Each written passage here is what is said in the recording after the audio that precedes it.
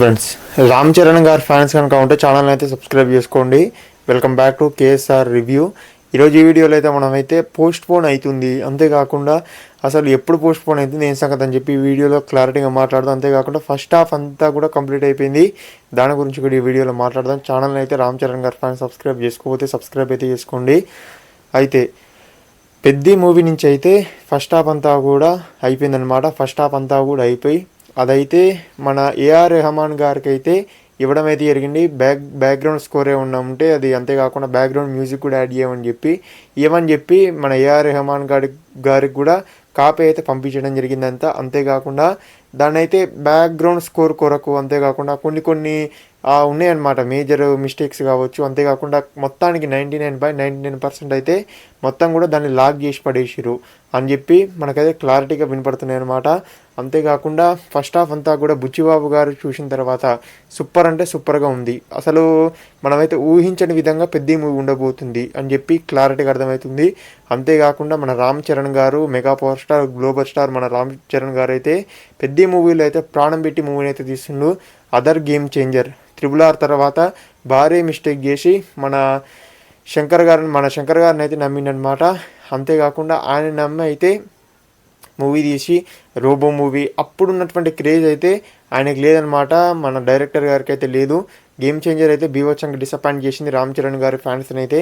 But ఈ పెద్ద movie మీద భారీ అంచనాలు పెరిగినాయి. అంతేకాకుండా పెద్ద fans, global star Ram Charan గారి ఫ్యాన్స్ బీభత్సంగా వెయిట్ చేస్తారనమాట మూవీ గురించి.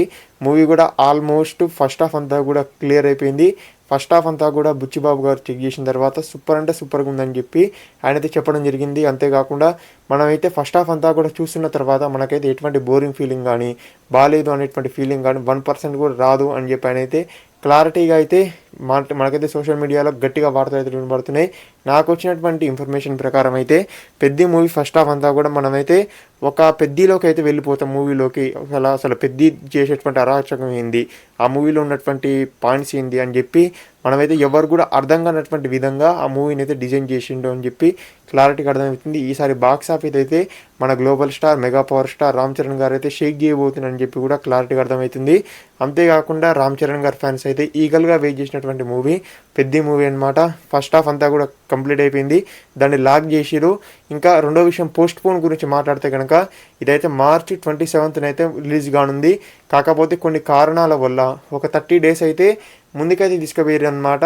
ఎందుకంటే ఇప్పుడు డేట్ అయితే మంచిగా లేదు. ఓన్లీ మ్యూజిక్ పరంగా కావచ్చు, అంతేకాకుండా బ్యాక్గ్రౌండ్ స్కోర్ పరంగా కావచ్చు, డైరెక్షన్ పరంగా కావచ్చు, అన్నీ కరెక్ట్గానే ఉన్నాయి. కానీ కాకపోతే ఏంటంటే డేట్ అనేది మంచి డేట్ రిలీజ్ చేస్తే కనుక మూవీకి ఇంపాక్ట్ ఇంకా భారీగా ఉంటుంది, అంచనాలు ఇంకా భారీగా ఉంటాయి అని చెప్పి మూవీని అయితే ఒక 30-40 days అయితే పోస్ట్ పోన్ చేయడం జరిగింది. అదైతే May 1st అయితే మూవీ అయితే రిలీజ్ అవుతుంది అని చెప్పి మనకైతే కంప్లీట్గా అయితే నాకు వచ్చినటువంటి ఇన్ఫర్మేషన్ ప్రకారం అయితే May 1st మూవీ అయితే పెద్ద మూవీ అయితే రిలీజ్ కాబోతుందని చెప్పి మనకైతే వినపడుతున్నటువంటి వార్తలు అనమాట ఇవి. అంతేకాకుండా పోస్ట్ పోన్ అయినా సరే మనమైతే దాని గురించి మనం ఏం చేయలేము అనమాట. ఎందుకంటే మంచి డేట్లో రిలీజ్ చేస్తేనే మనకైతే మూవీ హిట్ అయ్యేటువంటి అవకాశాలు ఉంటాయి. అంతేకాకుండా ఒక డేట్ని పట్టించుకోకుండా ఎప్పుడు పడితే అప్పుడు రిలీజ్ చేసిన కోరి గేమ్ చేంజర్ లాగా భారీ డిసప్పాయింట్మెంట్ అయితే మనమైతే అనుభవించవలసి వస్తుందని చెప్పి కూడా మనమైతే అర్థం చేసుకోవాలి. అంతేకాకుండా పోస్ట్ పోన్ అయినా సరే ఈ మూవీ అయితే మూవీ పరంగా, మూవీ యాక్టింగ్ పరంగా, రామ్ చరణ్ గారి పరంగా అసలు ఓవరాల్గా బుచ్చిబాబు గారు అయితే ఒక వండర్ని క్రియేట్ చేయబోతుండు, ఒక విజువల్ వండర్ని అయితే మన ముందుకు తీసుకురాబోతుండని చెప్పి కూడా క్లారిటీ కనపడుతుంది. ఎందుకంటే దాని ఉదాహరణే మన వచ్చినటువంటి సాంగ్ అనమాట. ఆ సాంగ్ 100 million+ పోయింది. అంతేకాకుండా వేరే దేశాలలో కూడా ప్రతి ఒక్కరు కూడా రీల్స్ చేసిరనమాట. అంతేకాకుండా ప్రతి ఒక్కరిని కూడా భారీగా హైప్ పెంచినటువంటి సాంగ్ అది. అంతేకాకుండా భారీగా హోప్స్ పెంచినటువంటి సాంగ్ కూడా. ఎందుకంటే ఒక సాంగ్తోనే మనకు అర్థమవుతుంది ఆ మూవీలో ఉన్నటువంటి కంటెంట్ ఏంటి, ఏం సంగతి అని చెప్పి. ఆ సాంగ్ పరంగా మనకి ఎటువంటి డిసప్పాయింట్మెంట్ చేయలేరు.